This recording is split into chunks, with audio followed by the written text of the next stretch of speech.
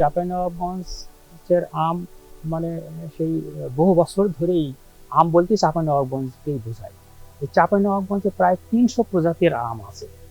সাম্প্রতিক সময়ে নওগাঁ আম চাষে অনেক দূর এগিয়ে গেছে, কিন্তু নওগাঁতে আমের চাষ হচ্ছে মাত্র ২টা জাত, বাড়ি আম ৩ এবং বাড়ি আম ৪। এই ২টা জাত দিয়ে তারা তাদের আমের যেহেতু তারা অনেক বড় এরিয়া, যার কারণে তারা আমের উৎপাদন একটু অনেক বেশি করে ফেলতেছে।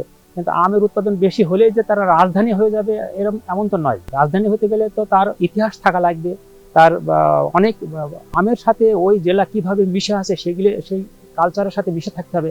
সবকিছু মিলেই কিন্তু রাজধানীর দাবি হয়। কাজে রাজধানী আবার ৬ মাস পরে বা ৫ বছর পরে আমি আরেকটা রাজধানী করব, এভাবে তো হয় না। বেশি হলে যে রাজধানী হয়ে যাবে তা কিন্তু নয়।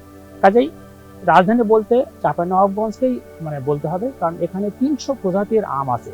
আর দীর্ঘ সময় ধরে এই দেশে এই চাঁপাইনবাবগঞ্জে আম পাওয়া যায়। আর নওগাঁর আম স্বল্প সময়ের জন্য, বাড়ি আম ৩ এবং ৪, এই আম দুটি উৎপাদন করতে যে সময়টুকু লাগে সেই সময়টা আম শেষ। কিন্তু চাঁপাইনবাবগঞ্জে দীর্ঘ সময় ধরে আম হচ্ছে।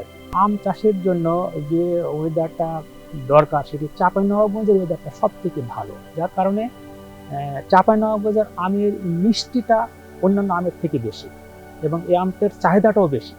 কাজেই মাটির গুণাগুণের কারণে আমের টেস্ট কম বেশি হবে এবং সেই তুলনায় চাঁপাইনবাবগঞ্জ সব থেকে ভালো।